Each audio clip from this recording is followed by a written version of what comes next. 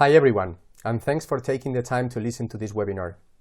My intention is to go through the most relevant points and actions that need to be addressed by CEOs in this new age where technology seems to have changed most of the business fundamentals that prevailed over the last decades. This year, digital transformation has become one of the very top priorities for organizations as they seek to adapt their products and services to the modern marketplace. However, one of the most common mistakes that we can make is to try to set a digital strategy by itself, where the real challenge is to establish a business strategy that fits into the digital age.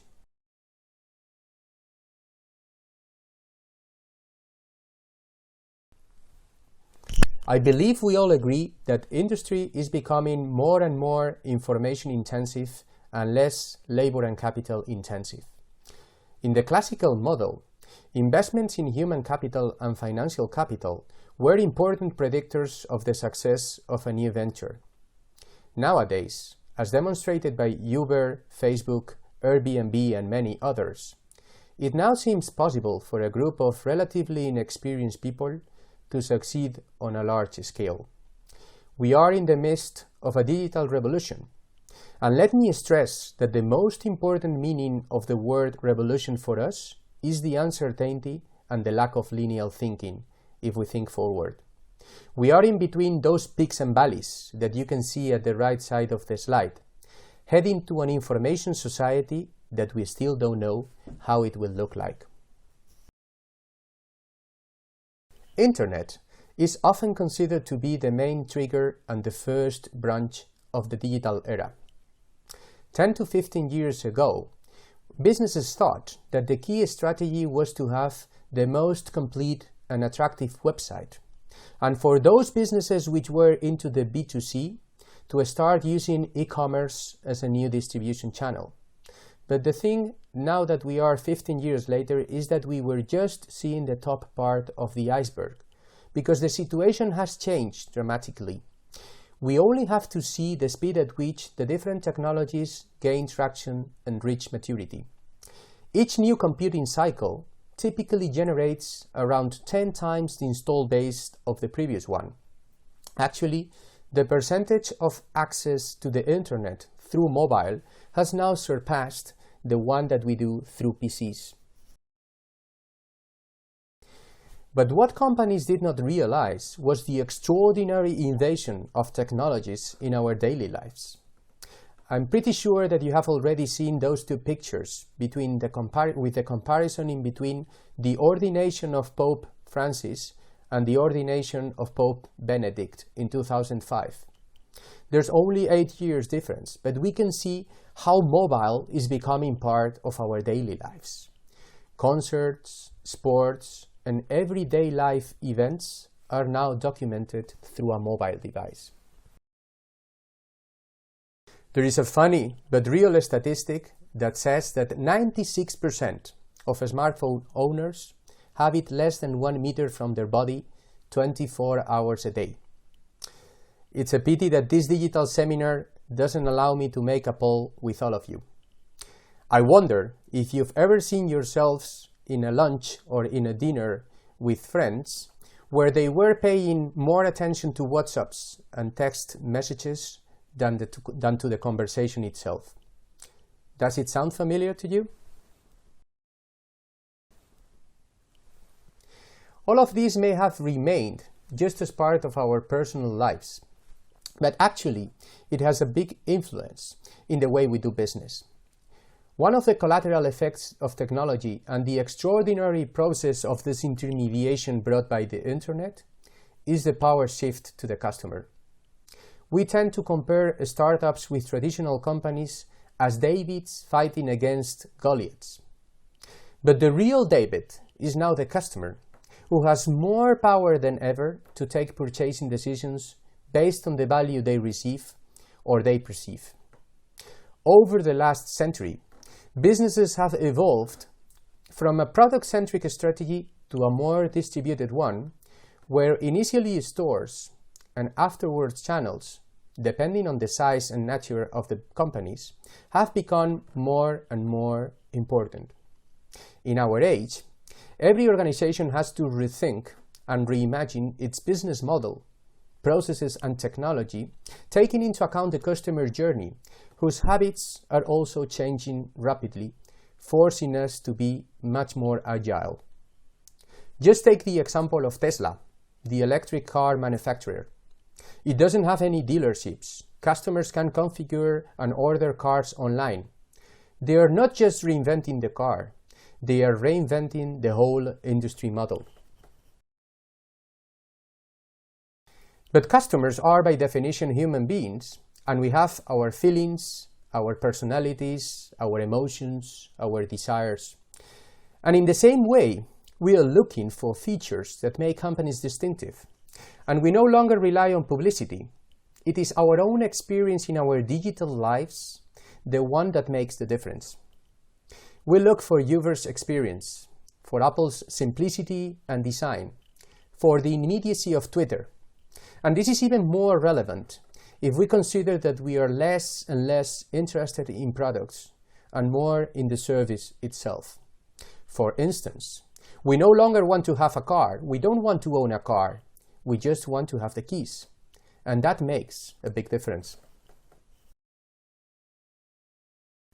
This leads to the definition of digital transformation as the realignment of our business model, technology and processes to more effectively engage digital customers at every point in their customer experience lifecycle.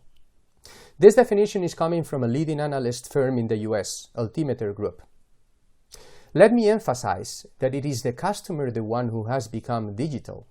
And this is what enforces the transformation for the companies, but it is the customer the one who became digital.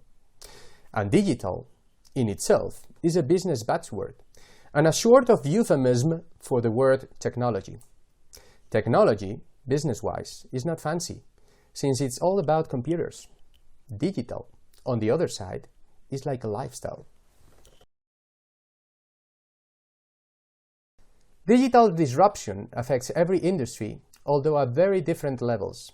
Some industries have progressed very far in terms of digitization.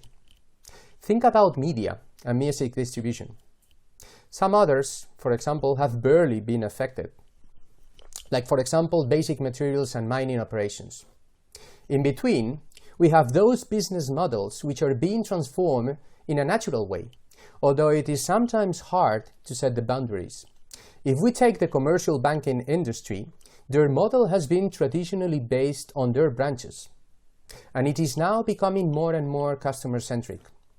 We just heard that one of the top financial institutions in Spain, Banco Santander, is planning to close around 450 branches, together with 1,200 job cuts. One of the most powerful external forces is actually the competition. I'm sure you have all heard the term unicorn. It refers to those startups privately held, which value exceeds $1 billion. This graph represents the different unicorns created over the last years, and we can certainly state that the pace at which unicorns has been created has accelerated notably over the last couple of years. And one of the biggest mistakes that we can make as CEOs is to think that these companies only base their value in technology. And that's definitely not the case. Just take the sharing economy as an example.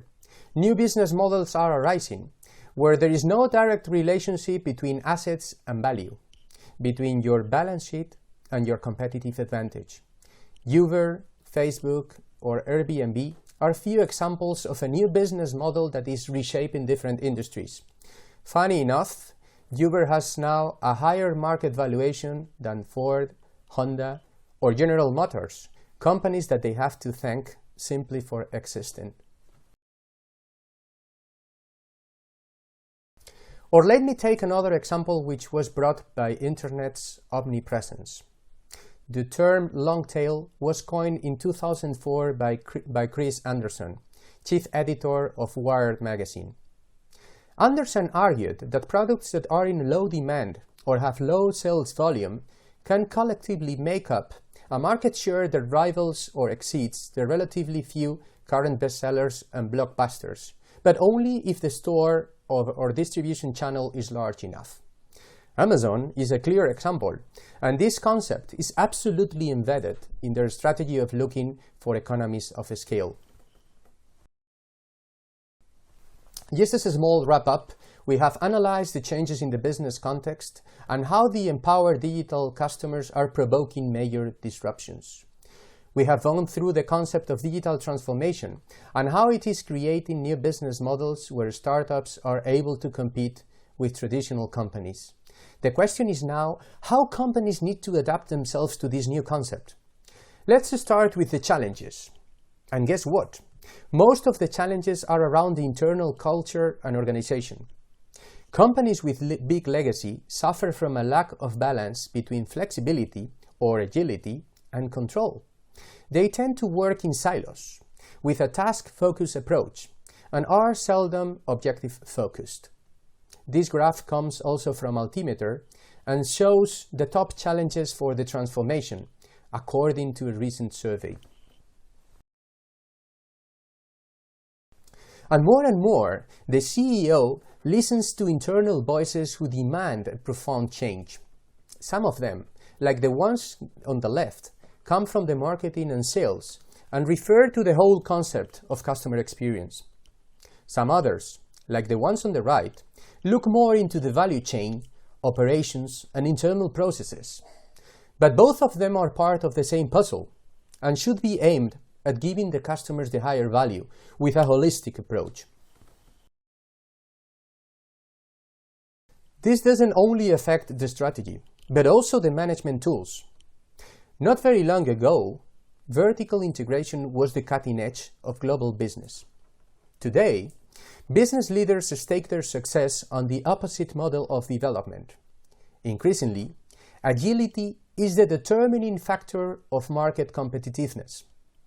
In the last decade, we have seen new best practices for startups, which are now being adopted by corporations to address new market challenges. Lean startup, customer development, business model canvas are now sets of tools commonly used by companies to rethink their strategy and go back to the essence. And the essence, to a certain extent, is to work like a startup. Customer journeys, empathy maps, visual management, design thinking are concepts which are starting to position themselves in the new way of management. And they do not just pursue the customer value. They also aim at changing the company culture, involving the employees and fighting against the silos.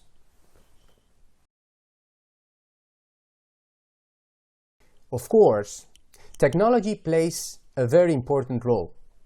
You've probably heard the concept of SMAC, Social, Mobile, Analytics, and Cloud. These capacities are essential to play in the new foreground, and this is rapidly evolving with new and real possibilities: Internet of Things, robotics, artificial intelligence, 3D printing, etc., etc. All in all, digital transformation requires a holistic approach. This is one of the most well-known models from the MIT. It sets 3 different layers on the areas of customer experience, operational processes, and business models. Each of these 3 pillars have 3 different elements that are changing. These 9 elements form a set of building blocks for digital transformation. The most relevant message from this graph is that the approach should be a modular one. Each company, depending on their industry, context, objectives, and own capabilities, should determine their journey. What we see in the market is that companies are currently putting a lot of attention to their omni-channel strategy, since they are experiencing a lot of pressure to provide an integrated experience from multiple channels. On the operational side, process digitization is still an objective for many corporations. And what is more relevant for the CEO, there is a strong need to address new business models. It's not about changing the way we do technology. It's about changing the way we do business. This is not about big data.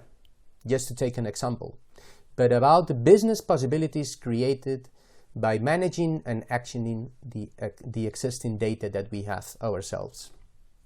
All in all, the CEO and its management team need to set a vision.